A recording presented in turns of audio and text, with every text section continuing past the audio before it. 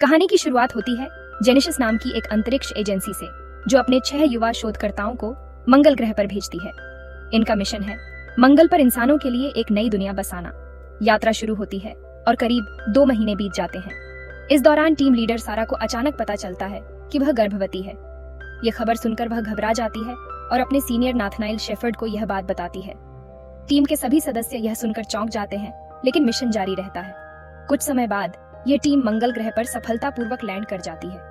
तब तक सारा की डिलीवरी का समय भी आ जाता है और वह एक बेटे को जन्म देती है।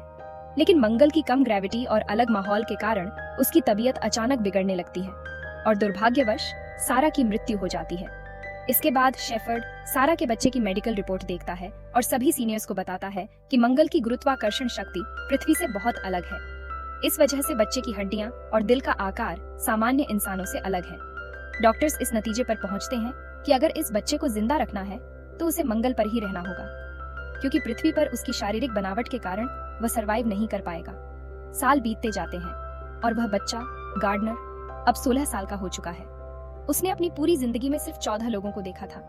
वह बेहद बुद्धिमान था, लेकिन उसे अपनी माँ और पिता के बारे में ज्यादा कुछ नहीं पता था। वह मंगल पर एक रिसर्च कैंप में रहता था, जहाँ एक दिन उसे अपनी माँ के नाम का एक लॉकर दिखाई देता है। गार्डनर उसे खोलने की कोशिश करता है और किसी तरह उसे हैक कर लेता है। लॉकर में उसे एक पेन ड्राइव और एक अंगूठी मिलती है। गार्डनर अंगूठी पहन लेता है और पेन ड्राइव को चेक करता है। उसमें एक पुरानी वीडियो होती है, जिसमें वह पहली बार अपनी माँ को एक अनजान आदमी के साथ खुश देखकर हैरान हो जाता है। उसे लगता है कि शायद यही उसके पिता हैं। वह वीडियो का स्क्रीनशॉट लेकर उसकी एक तस्वीर बनाता है और उसे हमेशा अपने पास रखने का फैसला करता है। आगे हम गार्डनर को पृथ्वी पर रहने वाली एक लड़की तुलसा से ऑनलाइन चैट करते हुए देखते हैं। तुलसा कहती है कि वह अपनी जिंदगी बिल्कुल अपनी मर्जी से जीना चाहती है और पूरी दुनिया घूमना चाहती है। गार्डनर जवाब में कहता है, काश मैं भी ऐसा कह पाता। ये सुनकर तुलसा चौंक जाती है और पूछती है, तुम्हें कौन रोकता है? इस पर गार्डनर बताता है कि उसे एक दुर्लभ बीमारी है जिसका नाम है ऑस्टियोजेनेसिस इम्परफेक्टा। इस वजह से उसकी हड्डियां बेहद कमजोर हैं और वह ज्यादा चल फिर नहीं सकता। साथ ही वह यह भी बताता है कि वह किसी घर में नहीं बल्कि एक हाई सिक्योरिटी जोन में रहता है। लेकिन तुलसा को उसकी बातों पर भरोसा नहीं होता। इसके बाद हम गार्डनर को मंगल ग्रह पर एक हाई स्पीड वाहन चलाते हुए देखते हैं। वह तेज रफ्तार से गाड़ी चला रहा होता है कि अचानक उसका बैलेंस बिगड़ जाता है और वह गिर जाता है। गिरने की वजह से उसका ऑक्सीजन पाइप निकल जाता है। ऑक्सीजन की कमी के कारण उसकी हालत गंभीर हो जाती है और वह मरने वाला होता है। तभी वहाँ केंद्रा आ जाती है, जो उसे हमेशा अपने बेटे की तरह मानती थी। वह तुरंत गार्डनर को संभालती है और गले लगाकर कहती है, ऐसी गलती दोबारा मत करना। मैं तुमसे बहुत प्यार करती हूँ और तुम्हें खोना नहीं चाहती। गार्डनर यह सुनकर भावुक हो जाता है। इसी दौरान केंद्रा की नजर पास रखी एक फोटो पर पड़ती है। फोटो देखकर वह समझ जाती है कि गार्डनर अपने अतीत के बारे में जानने के लिए बेचैन है। अब केंद्रा सीनियर वैज्ञानिक शेफर्ड को कॉल करती है और कहती है, मुझे गार्डनर को पृथ्वी पर ले जाने की अनुमति चाहिए। लेकिन शेफर्ड उसे साफ मना कर देता है और कहता है, यह संभव नहीं है। अगर गार्डनर को पृथ्वी पर जाना है तो पहले उसे एक बड़ी सर्जरी से गुजरना होगा, वरना वहाँ की गुरुत्वाकर्षण शक्ति उसे जिंदा नहीं रहने देगी। केंद्रा उसे किसी तरह मना लेती है और फिर गार्डनर की सर्जरी होती है। उसके शारीरिक फिटनेस को बनाए रखने के लिए मेडिकल ट्रेनिंग भी दी जाती है। इस पूरी प्रक्रिया में करीब 2 महीने लग जाते हैं। एक रात गार्डनर तुलसा को वीडियो कॉल करता है और उत्साहित होकर कहता है, मैं बहुत जल्द तुमसे मिलने आ रहा हूँ। तुलसा यह सुनकर हैरान और खुश हो जाती है। इसके बाद गार्डनर का पृथ्वी की ओर सफर शुरू होता है। उसके साथ केंद्रा भी होती है। जैसे ही वे पृथ्वी पर लैंड करते हैं, वहां गार्डनर के कई तरह के मेडिकल टेस्ट और ट्रीटमेंट किए जाते हैं। गार्डनर की पृथ्वी पर मौजूदगी अब खतरे में पड़ गई थी। उसे कई मेडिकल टेस्ट से गुजरना पड़ा, लेकिन वह पृथ्वी के वातावरण के हिसाब से खुद को अनुकूल नहीं बना पाया। डॉक्टरों ने फैसला किया कि उसे वापस मंगल ग्रह भेजना होगा। जब गार्डनर को यह बात पता चलती है तो वह चुपचाप वहां से भाग निकलता है। आज पहली बार वह बिना ऑक्सीजन मास्क के खुली हवा में सांस ले रहा था। बारिश शुरू हो जाती है और गार्डनर पहली बार इसे महसूस करता है। वह अपने चारों तरफ देखते हुए खुशी से झूम उठता है। उधर केंद्रा गार्डनर की इस हरकत से काफी परेशान हो जाती है। उसे याद आता है कि गार्डनर अक्सर तुलसा नाम की लड़की से ऑनलाइन चैट करता था, इसलिए वह गार्डनर को ढूंढने के लिए शहर की ओर निकल पड़ती है। इधर गार्डनर तुलसा से मिलने के लिए सीधे उसके कॉलेज पहुंच जाता है। वह उसे देखकर जोर से उसका नाम पुकारता है। पहले तो तुलसा उसे पहचान नहीं पाती, लेकिन जब गार्डनर अपना नाम बताता है तो वह गुस्से में उसे एक थप्पड़ मार देती है। तुम 7 महीने से कहाँ गायब थे? तुलसा नाराज होकर पूछती है। गार्डनर मुस्कुराता है और दोनों गले लग जाते हैं। फिर वह तुलसा के क्लासरूम में उसके साथ बैठ जाता है। टीचर सवाल पूछती है, बल्ब और टेलीफोन का आविष्कार किसने किया? तुलसा तुरंत एडिसन का नाम लेती है। तभी गार्डनर बीच में बोल पड़ता है, एडिसन ने करंट की खोज नहीं की थी, बल्कि टेस्ला ने अल्टरनेटिंग करंट का आविष्कार किया था। सभी छात्र चौंक जाते हैं और उसकी बुद्धिमत्ता से प्रभावित होकर तालियां बजाने लगते हैं। गार्डनर यह देखकर बेहद खुश होता है। क्लास खत्म होने के बाद तुलसा गार्डनर से पूछती है, तुम आखिर आए कहां से हो? गार्डनर बिना झिझके जवाब देता है, मंगल ग्रह से। तुलसा इस पर हंसने लगती है और उसे मजाक समझती है। लेकिन जब गार्डनर अपनी माँ की मौत और अपने पिता को खोजने की कहानी बताता है तो तुलसा थोड़ा गंभीर हो जाती है। गार्डनर उसे अपने पिता की एक फोटो दिखाता है, जिसे देखकर तुलसा भी उसकी मदद करने के लिए तैयार हो जाती है। गार्डनर और तुलसा उसके पिता की खोज में निकल पड़ते हैं। तुलसा अपने घर जाती है थोड़े पैसे लेने के लिए। तभी वहाँ केंड्रा और शेफर्ड भी आ जाते हैं। गार्डनर, तुम्हें वापस चलना होगा, तुम्हारी तबीयत बिगड़ सकती है। केंड्रा उसे समझाने की कोशिश करती है, लेकिन गार्डनर गुस्से में कहता है, मैं अपने पिता को ढूंढने जा रहा हूँ, चाहे जो भी हो। वह तेजी से वहां से भाग निकलता है।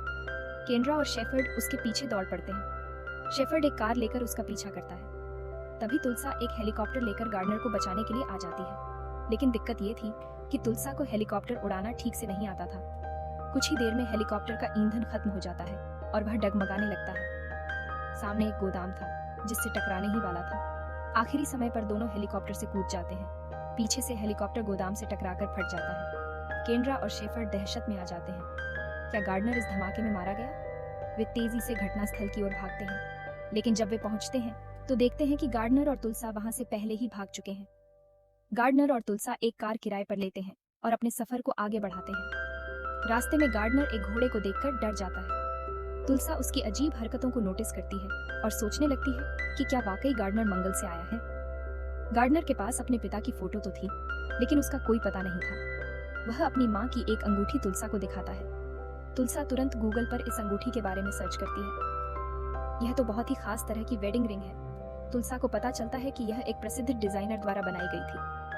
अब दोनों उस डिजाइनर का पता लगाकर उसके पास पहुंच जाते हैं। दूसरी ओर केंड्रा को एक डॉक्टर का फोन आता है, जो उसे बताता है कि गार्डनर की ब्लड रिपोर्ट सामान्य नहीं आई है। उसका दिल इस माहौल को सहन नहीं कर पा रहा है और अगर उसे जल्द ही मंगल पर वापस नहीं भेजा गया तो उसकी जान को खतरा हो सकता है। यह सुनकर केंड्रा बहुत घबरा जाती है और तुरंत शेफर्ड के साथ गार्डनर को खोजने निकल पड़ती है। इधर तुलसा और गार्डनर बहुत खुश होते हैं और बाजार जाकर कुछ कपड़े और टेंट खरीदते हैं। फिर वे उस शख्स के पास जाते हैं जिसने गार्डनर की माँ की अंगूठी डिजाइन की थी। वह आदमी उन्हें एक बिल देता है जिसमें एक पता लिखा होता है। गार्डनर और तुलसा उस पते पर जाने का फैसला करते हैं, लेकिन रास्ते में गार्डनर की तबीयत अचानक बिगड़ने लगती है और उसकी नाक से खून बहने लगता है। यह देखकर तुलसा घबरा जाती है और उसे जल्दी से एक अस्पताल ले जाती है। अस्पताल में डॉक्टर गार्डनर की जांच करते हैं और हैरान रह जाते हैं। उसका दिल आम इंसानों से बड़ा होता है और उसकी हड्डियां भी अलग होती हैं। अब तुलसा को यकीन हो जाता है कि गार्डनर ने जो कुछ भी कहा था वह सच था।